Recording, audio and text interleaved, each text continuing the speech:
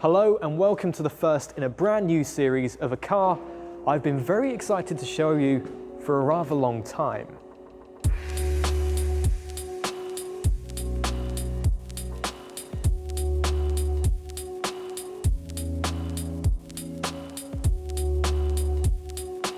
So I'd like to introduce you to my very own 1989 Porsche 944 S2. It's the 3-litre model with the 16-valve overhead cam and around 208 brake horsepower when new. Now, it may have lost some of that since that time, which is entirely possible, but let's take a look around.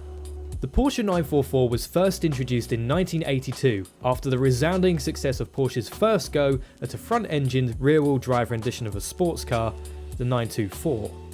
The 944 brought a refreshing update to the concept with a higher performance engine and fantastically balanced 50-50 weight distribution due to its rear transaxle layout. The majority of 944s were given the heart of a 2.5-litre inline-4 producing around 163 brake horsepower, with a few exceptions such as the 944S, the 944 Turbo, the 944 Turbo S, and the S2 variant which I'll be showing you today. It had extra goodies such as considerably improved braking and handling, as well as creature comforts such as power steering, anti-lock braking, and even air conditioning. Not that mine has it, of course, because mine's not working. All in all, over 163,000 cars were produced in total, making it one of the most successful sports cars in Porsche's history until the introductions of the Boxster and the 997 Carrera. So the question is, why exactly do I want to do a build series on my 944? Well, it's not really an easy answer because ultimately the 944 is actually quite a popular Porsche. It's easy to get into, it's a good way into the Porsche family. Not too expensive here and there, they are rising in prices, but not by much. But honestly, it's because the US, especially on YouTube, the US have massive coverage for the 944. There's nothing in the UK for them. So it's the ideal opportunity to really start having some fun with it, and it's extra content. So I'm not really going to complain either way. But I think we should probably start with the interior. So let's have a little look inside here. The interior is blue and beige. It's got leather seats instead of the traditional cloth that you would normally find in a 944, especially on the Celebration Edition. It's not a particularly common colour scheme, so trying to find replacement parts is not easy. It does have a couple of odd little bits which are quite nice. There are custom tailored floor mats down there which say 944 on them, but you expect that with a Porsche. There's also a Porsche Momo steering wheel, which I might add does have a fake Porsche badge on it. It's not official and it does look a bit tacky, so I might probably change that. These seats are incredibly comfortable, I must say, even on long journeys. Although the cameraman, Bentley, might disagree on his... Your arse numb after 250 miles. Bentley drove it back when we picked it up, and he's quite a tall chap, so you can probably tell by the angle this is... He's got a fat arse as well. So he's the best. What do you think of the seats, Bentley?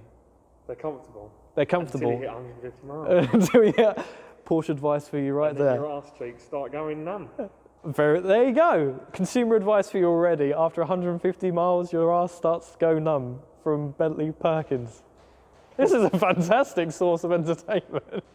But yeah, it's overall, it's typically 80s. I mean, if you come in here and focus on the dials here, you know, it's typically 80s. And I think that's the appeal of this car, especially with the pop-up headlights, the shape of it all.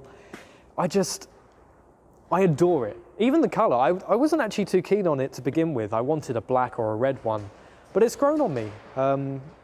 It's just not particularly common for the cars to be in this colour. I think also what I want to mention is when we come around to the back of the car, there is a very, very obvious problem, which I'm sure Bentley's grinning already at the back. Unfortunately, it has had some battle damage, bless it, in this year. Or last year, no, it's 2020 now. God, we're getting on bloody too quickly. Back in around, when did we get this running? It was June, July, 2019, I think. Something like that, yeah. Yeah. Literally the weekend after we'd finally got this back running, a Toyota Hilux decided its brakes didn't want to work and decided to go on into the back of me. on the corner of a country road. In fact, you can still see the imprint of where his front bull bar was. So that's going to be one of the things we will be covering in this series. It's going to some guys up north, which you'll be seeing about soon. It's also it's a rough car. It's not ideal. I mean, you've got flaking and stuff around the paintwork. There's a lot of paint swells as well. You know, you've got the odd stone chip as well. The seals aren't particularly perfect, wearing on the panels here. And I think there's probably around the other side there's the odd bit of bubbling, but also around the arches here, these will need replacing because well, they're pretty shot already. I've kind of done what I can to save those or keep them preserved for now, but the whole panel really needs replacing for that because it's just not good. Wheels probably need a little bit of refurbishment, as well as the fact that on the badge itself, you'll notice that, I don't know, will the camera pick that up? Probably. There's colour difference because the previous owner decided he wanted to try and fix some corrosion around the badge and didn't quite get the colour coding right, so it's more of a graphite grey than a Baltic blue right now. I think we should probably go to the engine next. What do you reckon? Engine? Yeah. All right, engine. This is a 1989 Porsche 944 S2, as I mentioned before. So it does come with the 3-litre engine, 16-valve overhead cam. It's got around 208 brake horsepower new, although, like I said earlier, I doubt it probably has that now. It does have a chip in it for the ECU, which is meant to give it around 16 brake horsepower more. Whether it does is up for debate, really. It hasn't been too bad. The engine's reliability has been okay, apart from when we drove it home, it decided it wanted to cut out just as we got into the slipway, wasn't it? It cut out. Yeah. And it was gone for weeks, and then we found out it was something as simple as a sensor at the back. Where was it? It was around. It was the knock sensor at the back. Here, yeah. Decided. Because he's missing all of his metal clips. I am missing all of my metal clips. We have replaced some of them though, the important ones, because the mass airflow sensor went. You found them in the sump and you picked them out. No, not the sump. No, it was in the in the glove box. In the glove box, yeah. So anything that's important has now got a clip on it, I think. I'm probably going to find more that haven't. But yeah, overall, it's been fairly reliable. It's got problems with the thermostat on the radiator. The fans are either completely on or completely off. So I have to kind of switch a chip or a fuse in and out in order for that to work, essentially. But aside that, I mean, it's been pretty flawless, really. I think for me, the main focus of this car is to get it mechanically sound. And then once we've got all that, things like the clutch replacement, which is I think is a 9-hour job, clutch replacement and the odd other few bits mechanically, then we'll start to look into maybe getting the bodywork done with a couple of guys that we've spoken to. But yeah, I mean, pretty much. It's despite it looking rough, it's fairly solid. And I mean, you can't go wrong with an 80s Porsche, really, can you? Look, I mean, look at it. It's phenomenal. I could not have asked for a better, what was this, second classic car choice, really. I suppose the next thing we could probably do is actually show you how it sounds, probably get it turned on. I don't know if it is going to turn on because it has been sat here for a while. The battery might be dead, but we can certainly give it a go. Nope, it's gone.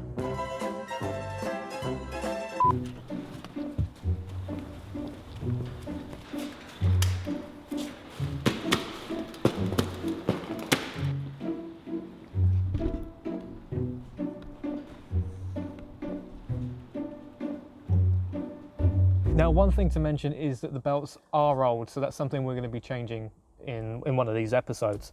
So it does squeak at the moment on startup. I think that's where Bentley was just saying where it's possible it's just not quite up to temperature, or it's slipping, not matching with the RPM, but then it does after a while. So nothing too major, but the timing belt and all of the other lovely alternator belts, power steering belt and all that sort of thing is something we are going to be covering in this series. So fingers crossed. We have now got the jump pack on the back, So it should now be fine. I think it will be, but yeah, there you go. That's the squeak that we're on about. So yeah, it does go away after a little while, but not, oh, is it gonna behave? Not quite. It's gonna stay here with us. We're gonna call him Kevin. The squeak is now called Kevin. But hey, there we go. It's gone. But I love the sound of this car. I mean, it's subtle. It's not too loud. It's not too aggressive. But as soon as you put your foot down, it really does come alive. Although I think that's more in the cabin than outside, really. But yeah, I mean, if you pop around to the back, we'll show you how it sounds like. I mean, the Bentley's are already over there, and you can hear me because I'm inside the cabin. But let's give this a go.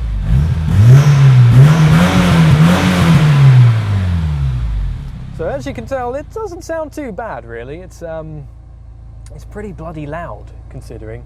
I mean, Bentley's over there because he doesn't know that he's meant to come back to me yet, and here he comes. So yes, very, very good car, very fun, and it is enjoyable to drive. And Bentley did chuckle earlier because I tried to do this shot earlier, and he was like, so you say it's enjoyable to drive, but yet you've only driven it around 200 miles. It's true, it's absolutely true. I haven't driven it much at all, which is a shame, really, but hopefully we should fix that this year. But for now, this is the car we're going to be working on. We hope that you do enjoy, well, this series, or hopefully what's going to become a series. We are looking to do around one of these a month, so hopefully, fingers crossed, late February, early March, you should be getting your next one, which I reckon will probably be the timing belts and a couple of other engine bits. After that's probably going to look towards the clutch and other, maybe the brakes, because we do have replacement brakes and that sort of thing, so we may do those in the next couple of episodes.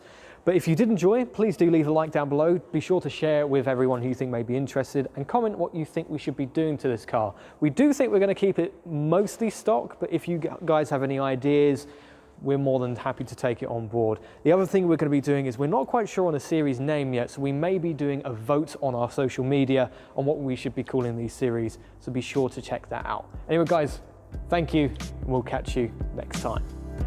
I'd like to quickly give a massive thank you to LUDEN Automotive for hosting us for this video, as well as storing the 944 in preparation for its restoration. Check out the link in the description below to find out more.